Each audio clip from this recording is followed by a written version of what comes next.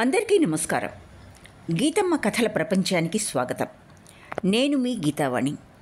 ఇప్పుడు మనం శరత్చంద్ర చట్టోపాధ్యాయ చరిత్రహీనులు రచనను ఆస్వాదిస్తున్నాం. ముందుగా 18వ భాగంలో జరిగిన కథను క్లుప్తంగా తెలుసుకొని 19వ భాగంలోకి 19వ మరియు చిట్ట చివరి భాగంలోకి ప్రవేశిద్దాం. మరో మాట, మీకు ఈ రచన మరియు నా నెరేషన్ నచ్చినట్లయితే లైక్ చేయండి, షేర్ చేయండి మరియు సబ్స్క్రైబ్ చేసుకోండి. మీ అభిప్రాయాలను, సూచనలను తప్పకుండా కామెంట్ రూపంలో తెలపండి. ఇక 18వ భాగంలో జరిగిన కథలోకి. కిరణ్మయి, దివాకరుడు సంఘాన్ని వదిలిపెట్టి వెళ్ళిపోయి 6 మాసాలు గడిచిపోతాయి. వారి ఆర్థిక స్థితి దయనీయంగా ఉంటుంది. కిరణ్మయి ఒంటి మీద నగలన్నీ కరిగిపోతాయి. దివాకరుడు కార్ఖానాలో పనికి పోవలసి వస్తుంది. కిరణ్మయి తన ఒంటి మీద దివాకరుని చెయ్యి పడనివ్వదు. దివాకరుడు, కిరణ్మయి తరచుగా ఈ విషయంగా గొడవలు పడుతూ ఉంటారు. అంతా ఎరిగిన ఇంటి ఆవిడ కామిని దాసి కిరణ్మయికి ఒక మగతోడు ఏర్పాటు చేయాలని తహతహలాడుతూ ఉంటుంది. కిరణ్మయి ఎట్టకేలకు దివాకరుని పోకడ సహించలేక అతన్ని వేరుగా నివసించమని బయటకు పంపిస్తుంది. దీనికి సంతోషించిన ఇంటావిడ ఒక శెట్టిగారిని కిరణ్మయి కోసం ఇంటికి ఆహ్వానిస్తుంది. కిరణ్మయిని బలవంత పెడుతూ, నీవు వేశ్యవేగా, సంకోచమెందుకు, భయమెందుకు అంటుంది. ఈ మాటను సహించలేక కిరణ్మయి స్మృతి తప్పి పడిపోతుంది.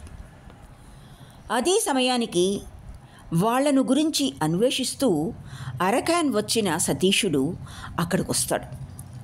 అందరినీ బెదిరించి తరిమివేసి కిరణ్మయికి అండగా నిలబడి కర్తవ్య నిర్వహణకు సన్నద్ధుడై దివాకరుని పిలవనంపుతాడు. కానీ సతీషునికి వారికి నచ్చజెప్పి వెనక్కి తీసుకువెళ్ళటం చాలా కష్టమవుతుంది. గత్యంతరం లేక ఉపేంద్రుని మరణాసన్న పరిస్థితిని గురించి చెప్పి వాళ్ళిద్దరినీ ప్రయాణానికి ఒప్పించవలసి వస్తుంది. కానీ ఈ వార్త విని తట్టుకోలేక కిరణ్మయి మూర్ఛితురాలవుతుంది. ఆ పరిస్థితిలో సతీషుడు దివాకరునికి కిరణ్మయి ఉపేంద్రుని పట్ల పెనవేసుకున్న మానసిక బంధాన్ని గురించి వివరిస్తాడు. అప్పటికి కిరణ్మయి మనస్సు గ్రహించిన దివాకరుడు పశ్చాత్తాపంతో ఆమె పాదాలపై పడతాడు. ఇక 19వ మరియు చిట్ట చివరిదైన ఈ భాగంలో కథ ఈ విధంగా ముందుకు సాగుతుంది. నా ఈ అస్థికల్ని ఎప్పుడు గంగలో కలుపుతావు సావిత్రి? ఈ జ్వాలలన్నిటితో అలమటించిపోతున్నాను. కొంచెం చల్లబడినైనా చల్లబడుతుంది అన్నాడు ఉపేంద్రుడు. సావిత్రిని ఇప్పుడు ఉపేంద్రుడు నువ్వు అని పిలుస్తున్నాడు. సావిత్రి అతని తుది కోరికగా చికిత్స కోసం కొంతకాలం కిందట కలకత్తాలో ఒక చివర ఇల్లు తీసుకుంది.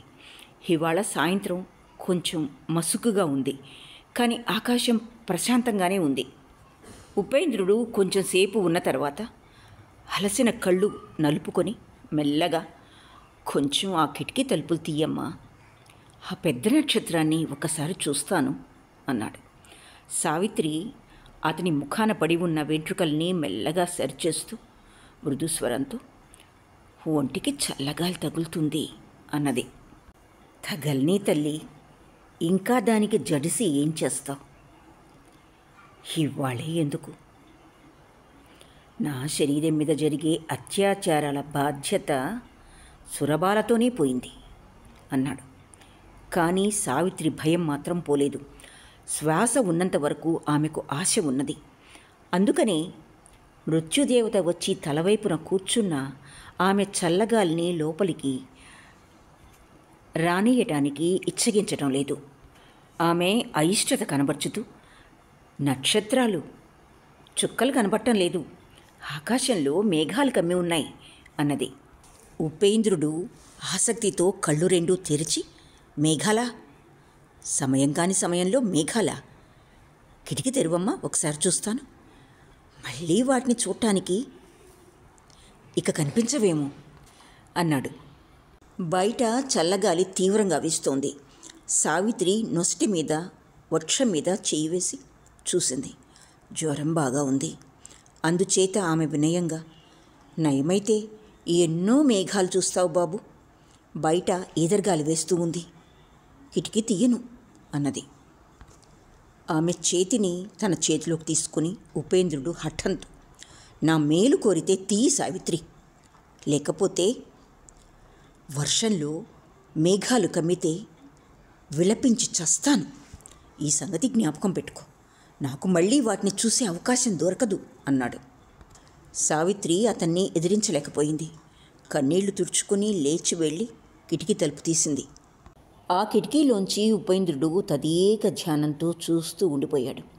ఆకాశంలో అదృశ్య ప్రాంతాలలో క్షణానికి మెరుపులు మెరుస్తున్నాయి. ఆ మెరుపుల్ని కమ్మి కారు మబ్బులు కమ్ముకొస్తున్నాయి. వాటిని చూడాలన్న ఉపేంద్రుని పిపాస ఎంతసేపున్నా తగ్గనట్లు ఉన్నది. సావిత్రి కూడా అటువైపు చూస్తూ మెదలకుండా కిటికీ దగ్గర నుంచున్నది. ఆమెను చూడగానే ఉపేంద్రుడు మనసులో నవ్వుకుని, సరే, ఇక కిటికీ తలుపులు వేసి దగ్గరకొచ్చి కూర్చో. ఇంత మమత పనికిరాదు. కాస్త గాలి కూడా నా ఒంటి మీద సోకనివ్వవు కదా. నేను చనిపోయిన తర్వాత ఏం చేస్తావు అన్నాడు.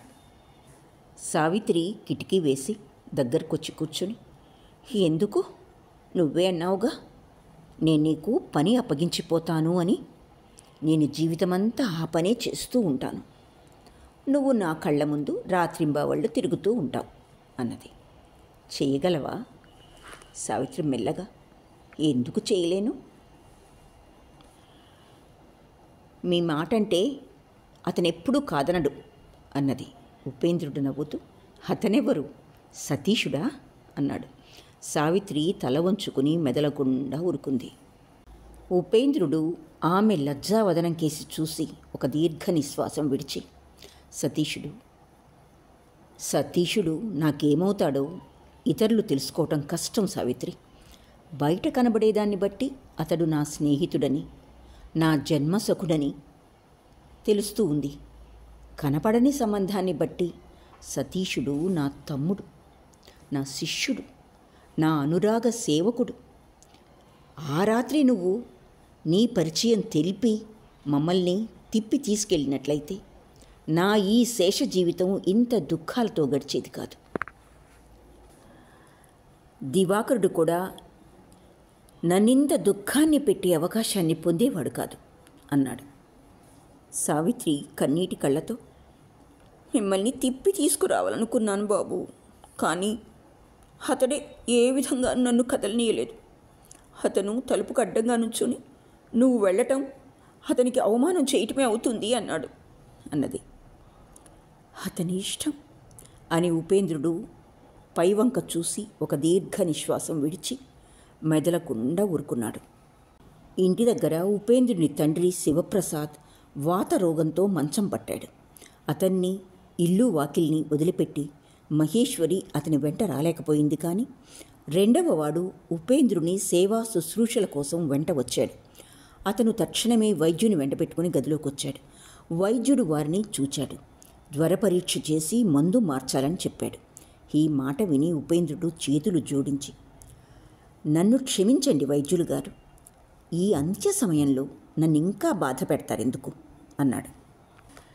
వృద్ధ వైద్యుని కళ్ళల్లో నీళ్లు తిరిగాయి. మేము వైద్యులము అంత్య సమయం వరకు నిరాశ చెందం బాబు.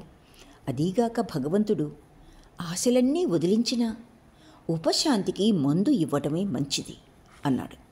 ఉపేంద్రుడు ఇంకా ఎక్కువ వాదించకుండా మెదలకుండా ఊరుకున్నాడు. అప్పుడు మందు మార్చి పథ్యం వగైరాలను గురించి చెప్పి వైద్యుడు వెళ్ళిపోయాడు. అతనికి ఆశ కించిత్తు కూడా లేదు. మృత్యువు క్షణానికి దాపుకు వస్తున్నదని ఇవాళ బాగా గుర్తించాడు.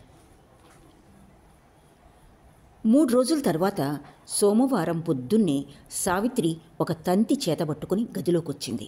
సావిత్రి చేతిలో తంతి చూచి ఉపేంద్రుడు ఆతృతతో, సతీషుడిచ్చాడా? ఏం రాశాడు అన్నాడు. నిన్న పొద్దున వారు ఓడ ఎక్కారట అన్నది సావిత్రి. సతీషుడు ఎవ్వరి పేరు రాయలేదు, ఏదీ చూస్తాను. పేరు లేదు అని సావిత్రి ఉపేంద్రుని చేతికి తంతి కాగితం ఇచ్చింది. ఉపేంద్రుడు కాగితాన్ని తిరగా బోర్లా వేసి చూసి మళ్ళీ సావిత్రి చేతికిచ్చి ఒక నిట్టూర్పు విడిచాడు. అతని భావాన్ని సావిత్రి పూర్తిగా తెలుసుకుంది. వెళ్ళేటప్పుడు సతీషుడు ఏకాంతంగా కిరణ్మయి కనబడితే ఏదో విధంగా తీసుకొస్తానని చెప్పాడు. అతడు తన వదిన మరదుల సంబంధాన్ని కూడా చెప్పిపోయాడు ఉపేంద్రునికి. ఈ విచిత్ర రమణిని చూడటానికి సావిత్రి చాలా కాలం నుండి కుతూహలపడుతూ ఉంది. కానీ సతీషుడు ఆమెను ఇంటికి తీసుకువస్తాడన్న సందేహం కూడా ఆమె మనస్సులో పూర్తిగా ఉంది. అతను ఏ పని అన్ని వైపులా ఆలోచించి చేయడు. కిరణ్మయిని ఇక్కడికి తీసుకొస్తాడని నాకు భయంగా ఉంది అన్నది. ఉపేంద్రుని శుష్క అధరాల మీద చిరునవ్వు రేఖలు అగపడినాయి. ఆమె ఈ ఇంటి ముందుకి వస్తుందమ్మా. ఆమె దేశానికి తిరిగి రాకపోయినా దానికి ఏదైనా కారణం ఉంటుందని తెలుసుకో. కానీ ఆమె సావిత్రి కాదు, చాలా తెలివి తక్కువది. నీలాగా ఆమె ఈ లోకాన్ని పరలోకాన్ని సమానంగా ఎంచి కూర్చోలేదు. ఆమె తెలిసి తెలిసి ఈ భయంకర అగాధంలో ఎందుకు అడుగు పెడుతుంది అని అంటూ ఉండగానే సావిత్రి యందు పొంగి పొరలి వచ్చే ప్రేమ, శ్రద్ధ, కరుణావేదనలతో అతని కంఠస్వరం కంపించింది. సావిత్రి కళ్ళు కిందకు తిప్పుకొని ఎంతో బలవంతాన కన్నీళ్లు ఆపుకుంది. కొంచెం తమాయించుకుని, మరొక ఆశ్చర్యకరమైన విషయం ఉంది తెలుసా సావిత్రి? ఒకప్పుడు నిజంగా ఆమె నన్ను ప్రేమించినట్లు తెలుస్తూ ఉంది. ఈ మాట విని సావిత్రికి చాలా ఆశ్చర్యం కలిగింది. కారణం, ఈ మాట ఆమె సతీషుని ద్వారా ఎప్పుడు వినలేదు. కానీ నేను ఆమె పతిసేవ గురించి విన్నాను. ఆ సంగతి నిజమేనా అన్నది. ఆ సంగతి కూడా నిజమే, కానీ అది విచిత్రమైన విషయం. నువ్వు సురబాల తప్ప అలాంటి సేవ ఇంకే స్త్రీ చేయలేదనిపిస్తుంది. స్త్రీ పతిని అంత ప్రేమించను కూడా లేదేమో అన్నాడు ఉపేంద్రుడు.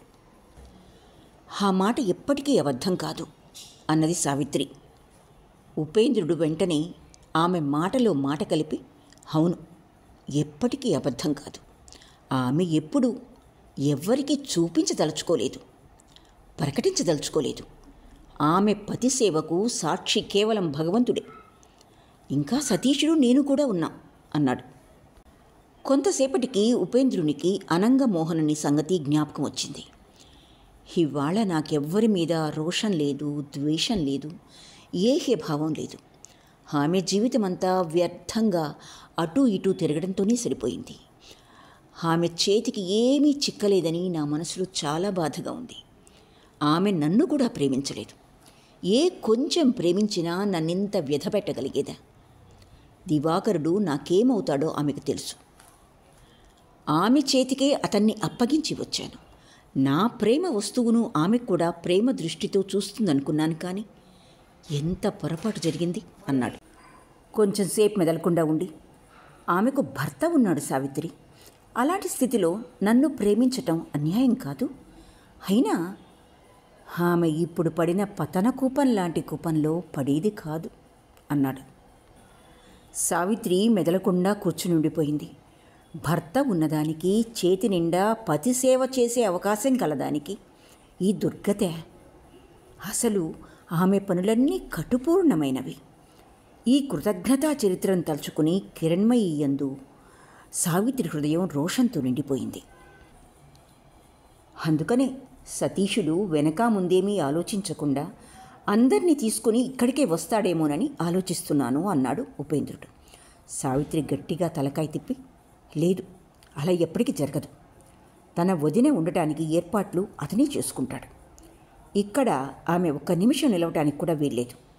జబ్బు సంగతి విని ఆమె స్వయంగా ఇక్కడికి వస్తానంటుందేమో బాబు అన్నది. ఉపేంద్రుడు ఏదో చెప్పాలనుకున్నాడు. కానీ నోట్లో మాట నోట్లోనే ఉండిపోయింది.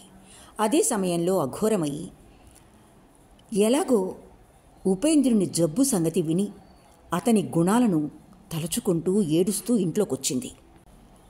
ఉపేంద్రుని రోగం ఎంతవరకో అఘోరమైకి తెలియకపోయినా ఈ దౌర్భాగ్యురాలు ఎవరి దగ్గరికైనా వెళ్ళి యాచించుకునే దారి కూడా పోయింది.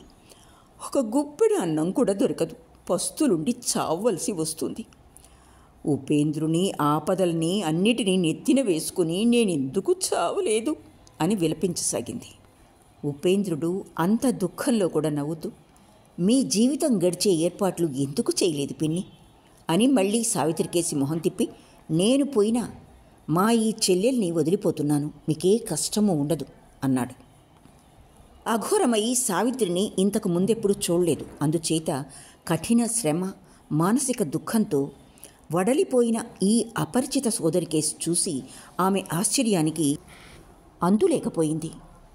తన ఆశ్చర్యం తీర్చుకోవడానికి ఆమె ఏదో అడగబోతూ ఉండేటప్పటికీ సావిత్రి ఏదో వంకతో చప్పున అక్కడి నుండి వెళ్ళిపోయింది. బుధవారం నాడు సుమారు 12 గంటలకు సతీషుడు ఓడ దిగి రేవు దగ్గర బాడుగ బండి మాట్లాడుతూ ఉండేటప్పటికీ బిహారీ కనబడ్డాడు. యజమానిని చూసి బిహారీ దగ్గరకొచ్చి నమస్కరించాడు. కిరణ్మయి చెంత నుంచుని ఉంది. ఆ స్త్రీ ఈమెనని అతనికి సంశయం కలిగింది. అతను ఇంతకు ముందెప్పుడు ఆమెను చూడలేదు. ఆమె అసాధారణ రూపవతి అని మాత్రం విన్నాడు. కానీ రూప విశేషాలేమి ఈ మలిన వస్త్రాల్లో గాని ఈ మామూలు స్త్రీలో కనబడకపోయేటప్పటికీ ఈమె మరెవరో అనుకున్నాడు. అందుచేత మెల్లగా, అమ్మగారు వస్తే ఇంకెక్కడైనా ఉంచి మీ ఇద్దరినీ అక్కడికి రమ్మన్నది సావిత్రమ్మ, ఆమెను వెంట తీసుకురాకండి అన్నాడు. సతీషుడు అలసి ఉన్నాడు, ఆకలి దప్పులతో ఉన్నాడు. దాని మీదట బిహారీ ఈ అవమానకర విషయం కిరణ్మయి ముందే చెప్పేటప్పటికీ ఒక్కసారి మండిపడి, ఎందుకని వీరిని ఎక్కడ ఉంచను, మేమెవ్వరం అక్కడికి రాదలుచుకోలేదని వెళ్ళి చెప్పు అన్నాడు. బిహారీ ముఖం తెల్లబడిపోయింది. కిరణ్మయి దగ్గరకొచ్చి ఒక శుష్క హాసం చేసి, అతను చెప్పేది బాగానే ఉంది బాబు, దీనిలో కోపగించుకోవాల్సిన విషయం ఏమీ లేదు. అయితే ఇప్పుడు బాబుగారికి ఎలా ఉంది బిహారీ అన్నది. బిహారీ సమాధానం రాకముందే సతీషుడు మరింత క్రుద్ధుడై, నిన్నీ మాట చెప్పమని పంపింది ఎవరు? సావిత్రే, ఆమె తల పొగరెక్కినట్లు కనబడుతూ ఉంది అన్నాడు. సావిత్రి పడిన అలాంటి కఠినమైన మాట విని బిహారీ చాలా దుఃఖించి కిరణ్మయి ముఖం కేసి చూసి, నువ్వు అన్నది నిజమేనమ్మా, బాబుగారు విషయం తెలుసుకోకుండానే మండిపడతారు. అలాంటి పాడు రోగంలో ఉన్న రోగి ఇంటికి ఎవరు వెళ్ళటానికి ఇచ్చగిస్తారు చెప్పమ్మా? ఉపేంద్రబాబు నిన్న సావిత్రి అమ్మగారిని పిలిచి స్వయంగా, భయమేమీ లేదు, కిరణ్ వదిన నా రోగం సంగతి విని ఈ ఇంటికే కాదు ఈ పంచకు కూడా రాదు. సావిత్రి అమ్మగారిలాగా అందరూ జీవితం మీద ఆశ లేకుండా అన్నాడు. పాలిపోయిన కిరణ్మయి ముఖం ఒక్కసారి వివరణమైపోయింది. ఈ మాట బాబుగారు అన్నారా బిహారీ అన్నది ఆమె. బిహారీ తలకాయ తిప్పి ఏదో చెప్పబోతూ ఉండేటప్పటికీ సతీషుడు గదిమి, నోరుమి గాడిద అన్నాడు. బెదిరింపుతో బిహారీ మెదలకుండా ఊరుకున్నాడు. ఈ వృద్ధుని మీద కోపగించుకుంటే ఏం వస్తుంది బాబు అన్నది కిరణ్మయి. తర్వాత బిహారీ కేసు చూసి, భయపడవలసిన అవసరం ఏమీ లేదు, వారి అనుమతి లేకుండా నేను అక్కడికి రానని మీ బాబుగారితో చెప్పు అని సతీషునితో, ఇవాళ నన్ను ఏ హోటల్లోనైనా ఉంచు బాబు, ఒక చిన్న ఇల్లు అద్దెకు దొరకదు అంది. సతీషుడు ఉత్తేజితుడై, కలకత్తా లాంటి పట్టణంలో ఇంటికేం కరువు వదిన, నిమిషంలో నేనంతా సిద్ధం చేస్తాను, కొంచెం కాలు సాగించి నడు దివాకర్ అని అతను కిరణ్మయిని పిలిచి బండి మీద ఎక్కించి తను బండివాన్ దగ్గరికి వెళ్ళి కూర్చున్నాడు. బండి సాగి వెళ్ళిపోయిన తర్వాత బిహారీ ఉదాసీన వదనంతో ఇంటికేసి వెళ్ళిపోయాడు. అవకాశం చూసుకుని అప్పుడప్పుడు సావిత్రి గంగా స్నానం చేస్తూ ఉంటుంది. 4-5 రోజుల తర్వాత ఒక రోజున సావిత్రి గంగలో స్నానం చేసి బయలుదేరబోతూ ఉండేటప్పటికీ ఒకవైపున ఏదో గల్లంతు వినపడింది. ఒక వృద్ధ బ్రాహ్మణుడు స్నానం చేసి మంత్రాలు చదువుతూ ఇంటికి పోతున్నాడు. ఎక్కడి నుంచో ఒక పిచ్చిది వచ్చి అతన్ని అడ్డగించింది. ముట్టుకుని గంగా స్నానపు పుణ్యమంతా మట్టిపాలు చేస్తుందనే భయంతో ఆ వృద్ధ బ్రాహ్మణుడు గాబరా పడుతున్నాడు. పిచ్చిది ఎడతెరిపి లేకుండా, మీరు భగవంతుణ్ణి నమ్ముతారా బాబు అతన్ని పిలిస్తే వస్తాడా? మీరతన్ని ఎలా పిలుస్తారు? మరి నేనెందుకు పిలవలేకపోతున్నాను? నాకు నమ్మకం ఎందుకు కలగటం లేదు అని ప్రశ్నలు గుప్పిస్తూ ఉంది. బ్రాహ్మణ వృద్ధుడు ముట్టుకుంటుందనే భయంతో తప్పుకో, లేకపోతే పోలీసుల్ని పిలుస్తాను అంటున్నాడు. 4-5 ప్రౌఢ స్త్రీలు కూడా చుట్టూ మూగి తమాషా చూస్తున్నారు. వారిలో ఒక ఆవిడ, పిచ్చిది కాదు, రాత్రంతా తప్ప తాగినట్టుంది అన్నది. ఈ మాట విని పిచ్చిది ఏడుస్తూ, లేదు లేదు, నేను ఉన్నత కుటుంబంలో బిడ్డనే, తాగేదాన్ని కాదు, ఇక్కడే ఉంటున్నాను.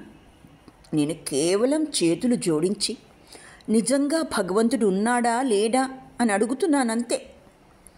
మీరు భగవంతుని గురించి చింతన చేస్తారా? పారాయణం చేస్తారా? నేను మొన్నటి నుంచి వారిని ఎంతో పిలుస్తున్నాను అంటూ ఉండగానే ఆమె కళ్ళల్లో నీళ్లు తిరిగినాయి. సావిత్రి కూడా ఆమెను పిచ్చిది అనుకున్నది. కానీ ఆ అపరిచిత ఏడుస్తూ విలపిస్తూ ఆ రుద్ధ కంఠంలోంచి వచ్చిన వ్యాకులతాపూర్ణ అద్భుత ప్రార్థన దుఃఖాలతో జర్జరమై సావిత్రి హృదయానికి తగిలి ఆమె హాహాకారం చేసింది. ఆమె కళ్ళ నిండా కూడా నీళ్లు తిరిగినాయి. పిచ్చిదాని దృష్టి ఇటుపడగానే పాపం ఆమె వృద్ధ బ్రాహ్మణుని వదిలి సావిత్రి దగ్గరకొచ్చి, నువ్వు కూడా పూజా పునస్కారాలు చేస్తావుగా, చెప్పగలవా అన్నది. చుట్టూ జనం మూగారు. ఇది చూసి సావిత్రి చప్పున ఆమె చెయ్యి పట్టుకుంది. చెయ్యి పట్టుకోగానే ఆమె త్రుళ్ళిపడి, నన్ను ముట్టుకున్నావా అన్నది. దానిలో తప్పేమీ లేదు, మీరింటికి పదండి, దారిలో మీ సందేహాలకన్నిటికీ సమాధానం చెప్తాను, ఇక్కడ చుట్టూ జనం మూగున్నారు అని ఆమె ఆ పిచ్చిదాన్ని చేయి పట్టుకుని బాటకు వచ్చింది. 2-3 మాటల్లోనే ఆమె పిచ్చిది కాదని సావిత్రి గ్రహించింది. మాట్లాడుతూ ఉండగానే ఆ పిచ్చిది మధ్యలోనే చప్పున, నేను రాత్రింబవళ్ళు భగవంతుణ్ణి ప్రార్థిస్తున్నాను. వారి ముందు నేను అనేక అపరాధాలు చేశాను. వారి జబ్బు నాకిచ్చి వారిని బ్రతికించమని. ఏం అక్క, అలా జరుగుతుందా? ఉపవాసాలు చేసి రాత్రింబవళ్ళు ప్రార్థిస్తే నిజంగా ఆయనకు దయ కలుగుతుందా? నీకు తెలుసా అని ఆమె సావిత్రి ముఖం కేసి రెప్పవాల్చకుండా చూసింది. ఆమెకేమి సమాధానం చెప్పాలో సావిత్రికి తోచలేదు. కానీ ఎక్కువసేపు ఆమె ఆలోచించనవసరం లేకపోయింది. అదే సమయంలో ఆమె సావిత్రి చెయ్యి వదిలిపెట్టి, వెళ్తున్నాను, గంగలో స్నానం చేసి వస్తాను. గంగలో స్నానం చేస్తే పాపాలన్నీ పరిహారమైపోతాయి కదూ అని ఆమె సమాధానం కోసం ఎదురు చూడకుండానే వచ్చిన దారిన గబగబా నడిచి వెళ్ళిపోయింది. సావిత్రి ఏకధారగా కన్నీరు కార్చి ఉపేంద్రుని హృదయాన్ని తడుపుతూ ఉంది. ఇవాళ ఆమె ఒడిలో ఉపేంద్రుడు మరణశయ్యపరిచాడు. అతని దుర్బల పాదాల మీద తలపెట్టి దివాకరుడు లోలోన కుమిలి తన ఆంతరంగిక వ్యధను తెలుపుతున్నాడు. అతని పరితాపం, అతని వ్యధ అంతర్యామికి తప్ప ఇంకెవరికీ తెలియవు. అటువైపు గదిలో మహేశ్వరి కింద పడి గొంతు చించుకొని ఏడుస్తూ ఉంది. ఈ మహాశోక సమయంలో సతీషుడొక్కడే స్థిమితంగా కూర్చుని ఉన్నాడు. ఇవాళ ఉదయం నుండి ఉపేంద్రుని నోటి వెంట ప్రవహిస్తున్న రక్తధార ఎంత ప్రయత్నించినా ఆగలేదు. శ్వాస క్రమంగా అతి కష్టమైపోతూ ఉంది. ఆ దుస్సహ క్లేశాన్ని సహించి ఉపేంద్రుడు కళ్ళు మూసుకొని మెదలకుండా పడి ఉన్నాడు. ఒక్కసారి కన్నెత్తి సావిత్రి ముఖం కేసి చూసి అస్ఫుట స్వరంతో మెల్లగా, ఇంకేం పొద్దునదమ్మా, ఈ రాత్రి కూడా గడవదా ఏమిటి అన్నాడు. సావిత్రి అతని పెదవుల మీద రక్తాన్ని పైట చెంగుతో తుడిచి, ఇంకెక్కువ పొద్దు లేదు, బాధ ఎక్కువగా ఉందా ఏమిటి అన్నది. లేదు, అందరికీ ఎలా ఉంటుందో అలాగే ఉంది, ఎక్కువగా ఎందుకుంటుంది అన్నాడు ఉపేంద్రుడు. కొంచెంసేపు మెదలకుండా ఉండి అదే భావంతో, వదిన అంతు తెలియలేదా ఏమిటి సతీష్ అన్నాడు. ఇవాళ్టికి 4 రోజుల నుండి కిరణ్మయి అంతు బొత్తిగా తెలియటం లేదు. కలకత్తా వచ్చిన రోజునే సతీషుడు దగ్గరగా ఒక ఇల్లు అద్దెకు తీసుకొని ఒక పని మనిషిని పెట్టి అవసరమైన ఏర్పాట్లన్నీ చేసి వచ్చాడు. కానీ ఉపేంద్రుని రోగం ఎక్కువగా ఉండటం వల్ల 2-3 రోజుల వరకు అటు వెళ్ళలేదు. 3వ రోజున వెళ్ళి చూసేటప్పటికీ కిరణ్మయి ఒక్క వస్తువు కూడా ముట్టలేదు. కొత్త పాత్రలన్నీ పెట్టిన చోటే కదిలించకుండా ఉన్నాయి. పొయ్యిలో బూడిద నామమాత్రానికి కూడా లేదు.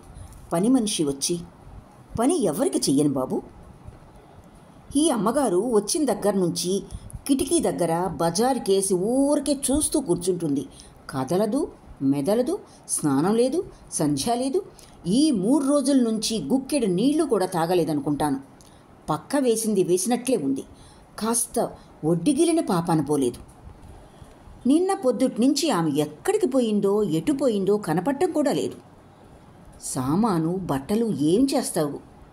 చెయ్యి బాబు, నేను ఇలాంటి కొంపకి కావలుండలేను బాబు అన్నది. ఈ కబురు విని సతీషుడు నెత్తి మీద చేయి పెట్టుకుని కొంచెంసేపు కూర్చున్నాడు. తరువాత పని మనిషి చేతికి 5 రూపాయలు ఇచ్చి వెళ్ళిపోయాడు. అప్పటి నుండి అతను ఆమెను వెతకటంలో ఏమీ లోటు ఉంచలేదు. కానీ ఫలితమేమీ లేకపోయింది. ఈ సంగతులన్నీ ఉపేంద్రుడు విన్నాడు. సావిత్రి మనసులో చాలా దుఃఖంతో అప్పుడప్పుడు ఇదే సంగతి తలపుకు వస్తూ ఉండేది. ఆ రోజు ఉదయం గంగ దగ్గర కనబడ్డది కిరణ్మయి కాదు కదా అనుకునేది. కానీ కిరణ్మయి అసమాన సౌందర్యవతి. ఆ పిచ్చిది కూడా అందంగానే ఉంది. కానీ ఆమెను అలాంటి అసమాన సౌందర్య రాశి అని చెప్పడానికి వీల్లేదు. ఏమైనా ఆమె ఎందుకు వెళ్ళిపోయింది, ఎక్కడికి వెళ్ళిపోయింది, ఏ కారణం వల్ల వెళ్ళిపోయింది? ఉపేంద్రుని ప్రశ్నలకు సమాధానంగా సతీషుడు తలకాయ తిప్పి తెలీదు అన్నాడు. ఉపేంద్రుడు మళ్ళీ ఇంకే ప్రశ్న వేయలేదు. అతనికి చాలా ఆయాసం వచ్చింది. రాత్రి గడిచింది. పగలు 10 గంటలకు ఉపేంద్రుడు మళ్ళీ ఒకసారి కన్నెత్తి చూసి గుర్తించినట్లు క్షీణ స్వరంతో, ఎవరు? సరోజిని అన్నాడు. సరోజిని మంచం మీద ముఖం పెట్టి వెక్కి వెక్కి ఏడవసాగింది. ఉపేంద్రుడు మెల్లగా ఎడమ చెయ్యి ఆమె తల మీద పెట్టి, వచ్చావా చెల్లి? నిన్ను మనసులో చాలాసేపు వెతికాను, కానీ కనబడకపోయావు. ఇవాళ రాకపోయినట్లయితే చివరి చూపులు కూడా అందేవి కాదేమో అని అతను కొంచెంసేపటి వరకు ఏదో ఆలోచిస్తున్నట్లు ఊరుకున్నాడు. సంగతులన్నీ జ్ఞాపకం చేసుకోవడానికి ఇవాళ అతనికి శక్తి లేనట్లుంది. ఒక్కసారి తలపుకు వచ్చినట్లు సతీషుడు ఎక్కడున్నాడు అని పిలిచాడు. సతీషుడు కిటికీ దగ్గర నుంచుని బయటకు చూస్తూ ఉన్నాడు.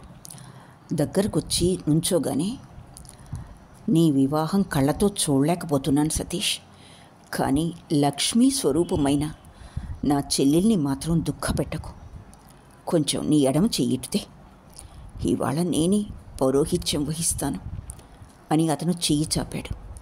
సావిత్రి వైపు చూసి కొంచెంసేపు సతీషుని గుండె కొట్టుకుంది. అయినా అతను చప్పున తన బలిష్టమైన చేతిని ఉపేంద్రుని కంపిత కరంలో ఉంచాడు. ఉపేంద్రుడు మనసులో జగత్తారిని మాట జ్ఞాపకం తెచ్చుకొని, నువ్వు సరోజిని ఎరుగున్నావు సతీష్. నీ మీద ఆశ పెట్టుకుని నేను సతీషుని ఆమె చేతికి అప్పగిస్తానని మాట ఇచ్చాను. కానీ నేను చనిపోయిన తర్వాత ఉపేంద్రుని మాట నెగ్గలేదని మాత్రం ఎవ్వరి నోట రాకుండా మాత్రం కాపాడు సుమా అన్నాడు. సతీషుడు పొంగి వస్తున్న కన్నీటిని ఆపుకోలేక ఏడుస్తూ, అలా ఎప్పటికీ జరగనియ్యనన్నా. నా ప్రాణం ఉండగా నువ్వు పోయినంత మాత్రాన మాట దక్కలేదని మాత్రం అననీయను. కానీ నా సంగతులన్నీ చెప్పవలసిన అవసరం ఉంది. నేను హీన చరిత్రుడను, తాగుబోతును. ఏ నేరం కోసమైతే ఈమె నన్ను అవమానపరిచి పంపివేసిందో అది ఇంకా ఉండనే ఉంది. ఇంకా నన్ను ఎలా స్వీకరిస్తుంది? కానీ ఏ భయంతో కానీ, ఏ అభిమానంతో కానీ, ఏ లోభం మూలాన కానీ, లేక మరే దుర్బల మోహంలో కానీ నాకు ప్రేమించడం నేర్పి మనిషిగా చేసిన ఈమెను త్యజించకుండా ఆశీర్వదించిపో ఉపేంద్రన్న అని అతను సావిత్రి మొహం కేసి చూశాడు. సావిత్రి, సతీషుడు తలవని తలంపుగా ఒకరి ముఖాలు ఒకరు చూసుకొని మళ్ళీ క్షణంలో తల వంచుకున్నారు.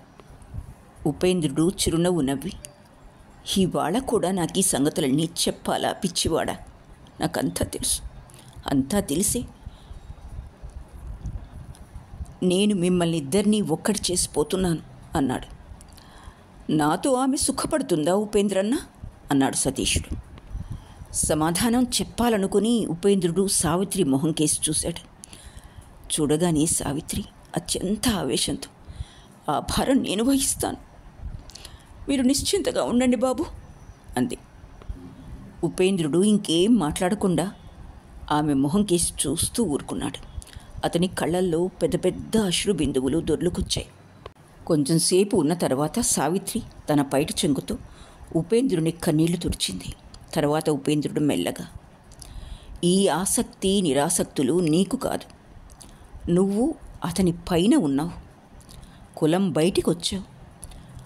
అమ్మ, మళ్ళీ లోపలికి పోబోకు తల్లి, ఎప్పుడూ బయటే ఉండి వారి హృదయాలను హత్తుకు ఉండు, ఇదే నా తుది కోరికే అని అతను సరోజిని చెయ్యి పట్టుకుని సతీషుని చేతిలో పెట్టి, నా ఈ చిన్న తల్లిని నీకు శాశ్వతంగా అప్పగించిపోతున్నాను, నాకు దొరికిన లాంటి ముక్తే నీకు దొరుకుతుందని ఆశీర్వదిస్తున్నాను, ఇంతకన్నా పెద్ద ఆశీర్వాదం నా వద్ద లేదు సతీష్ అన్నాడు.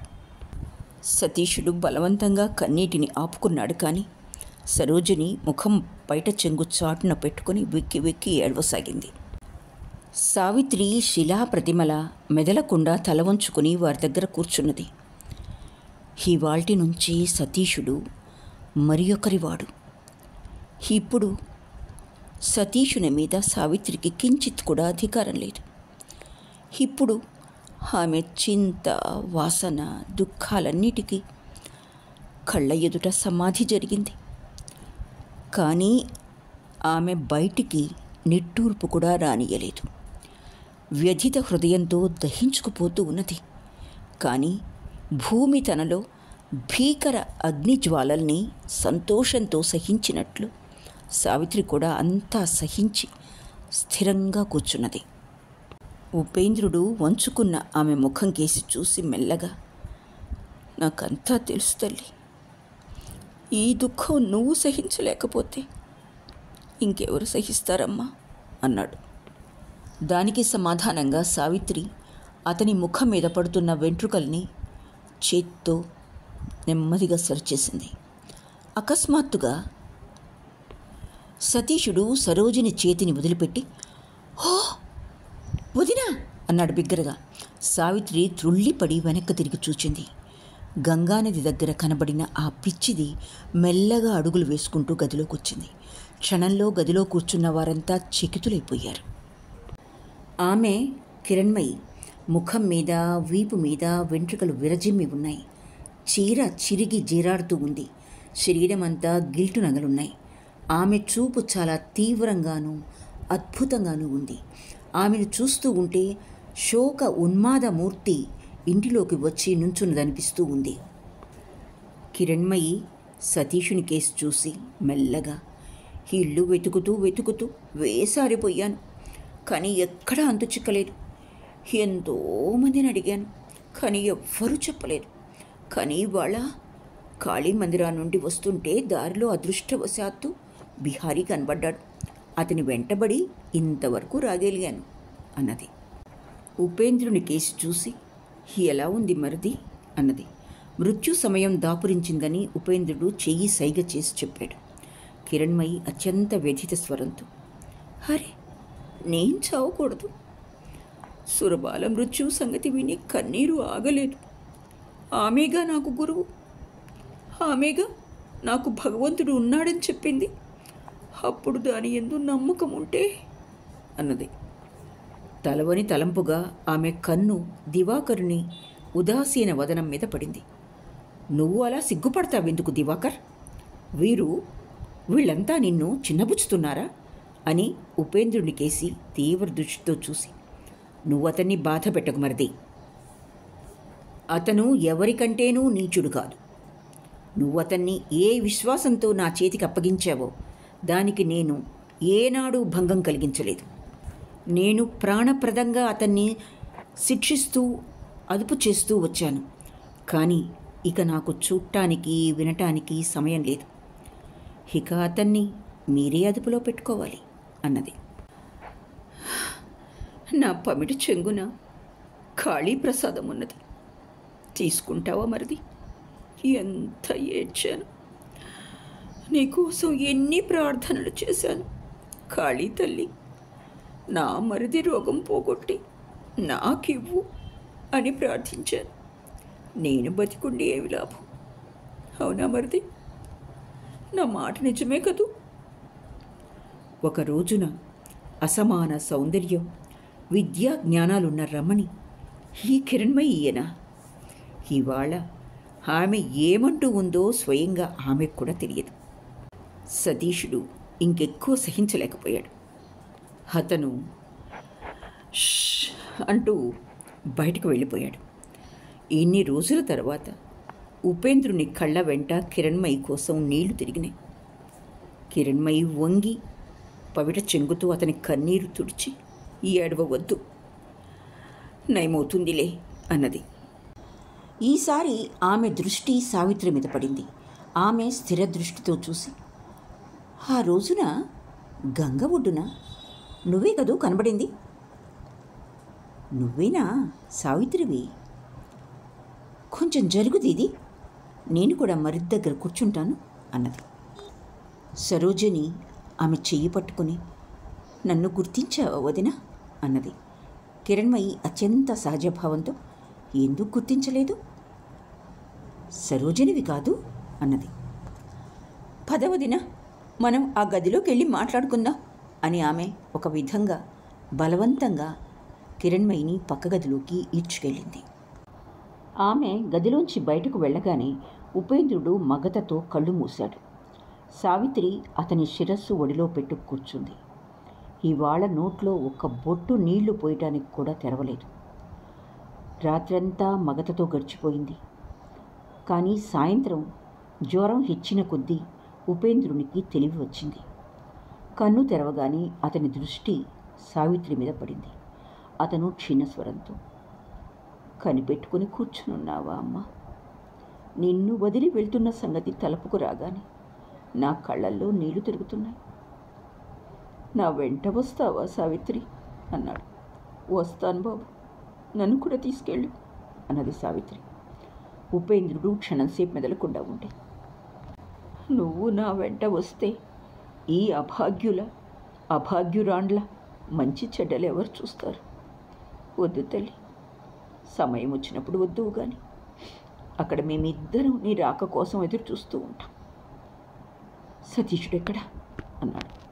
దివాకరుడు మెదలకుండా ఉపేంద్రుని పాదాల దగ్గర కూర్చున్నాడు. కిందకు దిగి వెళ్ళి సతీషుడిని పిలుచుకొచ్చాడు. ఆ పెట్టెలో ఒక కవర్ పెట్టి ఉంది, తీసుకురా సతీష్ అన్నాడు ఉపేంద్రుడు. అతను పెట్టి తెరిచి కవర్ తీసుకొచ్చాడు. దానిలో నా వీలునామా ఉంది. దివాకర్ని పిలు, చదివి వినిపించుతాడు అన్నాడు మళ్ళీ. వీలునామా చాలా క్లుప్తంగా ఉంది. ఉపేంద్రుడు తన 25,000 రూపాయల ఆస్తి మొత్తం సావిత్రికిచ్చాడు. దానిలో ఏ షరతూ లేదు. చదవటం పూర్తయిన తర్వాత అంతా స్తబ్దులై కూర్చున్నారు. ఉపేంద్రుడే మళ్ళీ, వదిన ఎక్కడుంది సతీష్ అన్నాడు. కింద గదిలో నిద్రపోతూ ఉంది. ఆమె నేను దృష్టిలోనే ఉంచుకున్నాను అన్నాడు సతీషుడు. నీ చేతికి అప్పగించదలుచుకున్న పనిని ఇవాళే అప్పగించనా సావిత్రి అన్నాడు ఉపేంద్రుడు. ఉపేంద్రుని స్థితి ఎవరికీ తెలియంది కాదు. అందుచేత ఈ మాట వినగానే సావిత్రి గావురుమన్నది. ఇవాళ ఎందుకు బాబు అన్నది. నీకు తెలియదు తల్లి, ఇవాళ రాత్రి గడిస్తే ఉదయం కూడా గడుస్తుందా? దగ్గరకు రా దివాకర్, ఈ సోదరి చేతికి నిన్ను అప్పగించిపోనా? నువ్వు కూడా రా సతీష్. సావిత్రి ముఖం కేసి చూసి కొంచెంసేపు మెదలకుండా ఉండి, నీకెక్కువ చెప్పవలసింది లేదమ్మా. ఈ నిర్భాగ్య సోదరులిద్దరినీ నీ చేతికి అప్పగించిపోతున్నా. రెండవ చేతిలో నా 2 చెల్లెళ్లను అప్పగించుతున్నాను. నీకు సాధ్యమైతే దివాకరుని మనిషిని చేసి శశికిచ్చి వివాహం చెయ్యి. సురబాల అంతిమ కోరికే అదే. ఆ తర్వాత నీ ఇష్టం వచ్చినట్టు చేసుకో అన్నాడు. తరువాత సతీష్ దివాకర్ల చేతులు సావిత్రి ఎడమ చేతిలో ఉంచి, మీరిద్దరూ నా ఈ మాట జ్ఞాపకం పెట్టుకోండి. నేనిక్కడి నుండి పోయినా ఈ సోదరిలో ఎప్పుడూ మూర్తీభవించే ఉంటాను. ఈమెను మీరు పొరపాటును కూడా అనాదరం చేయకండి అన్నాడు. సతీషుడు కళ్ళు తుడుచుకొని, దివాకరుని భారం నేను వహించాను ఉపేంద్రన్న. అదీగాక ఇవాళ నుండి నీ భారాలన్నీ నా నెత్తి మీద పడ్డాయి. నేను వాటికి యోగ్యుణ్ణి అయ్యేటట్టు ఆశీర్వదించిపో అని అతను ఉపేంద్రుని పాదాలు అంటాడు. సావిత్రి వారిద్దరి పాదాల వద్ద పడి విలపిస్తూ, నన్ను ఈ విధంగా బంధించి వదలకు బాబు, నన్ను విముక్తురాల్ని చేసిపో, నేను ఇంత బరువెత్తలేను అన్నది. నువ్వు ఎత్తలేకపోతే ఎవరెత్తుతారమ్మా అని మృత్యు సమయపు మలిన అధరాల మీద చిరునవ్వు తెచ్చిపెట్టుకుని, అదే సంగతి, ఇంతకాలం ప్రాణాలుడ్డి నా సేవ ఎందుకు చేశావు? ఇది కలికాలం అని తెలియదు. దాని నుండి విముక్తి చెందటం అంత చులకన కాదమ్మా. ఈ వెర్రి వాళ్లను కూడా కొంతకాలం సేవ చెయ్యి, వీళ్ళకు కూడా కొంతకాలం సేవ చెయ్యి. అప్పుడు నాకు చేసిన ఈ సేవకు ప్రతిఫలం దక్కుతుంది అని నవ్వటానికి ప్రయత్నించగా అతని నోటి వెంట అతని గుండె పగిలి కింద పడిందా అన్నట్టు ఒక పెద్ద రక్తపు ముద్ద పడింది. అంతా గొల్లుమన్నారు. కింద నుండి రెండవ వాడు పరిగెత్తుకొచ్చాడు. మహేశ్వరి కూడా వచ్చింది. సావిత్రి పైట చెంగుతో రక్తాన్ని అదింపెట్టింది. కానీ ఉపేంద్రుడు మూసిన కన్ను మళ్ళీ తెరవలేదు, మాట్లాడను కూడా లేదు. అంతా అతన్ని కింద దింపి తీసుకొచ్చారు. అరగంటలోనే నిష్కళంకమైన ఉపేంద్రుని ప్రాణం తన సురబాల కోసం పయనమైపోయింది. అంతా గొంతులు చించుకుని ఏడవసాగారు. ఆ కరుణ రోదనలతో ఇల్లంతా కంపించిపోయింది. కానీ కింద గదిలో కిరణ్మయి ఉద్వేగరహితంగా గుర్రు పెడుతూ నిద్రపోతూ ఉంది. సమాప్తం. ఇక్కడితో శరత్చంద్ర చట్టోపాధ్యాయ ప్రసిద్ధ రచన చరిత్రహీనులు 19వ మరియు చిట్ట చివరి భాగం పూర్తి అయింది.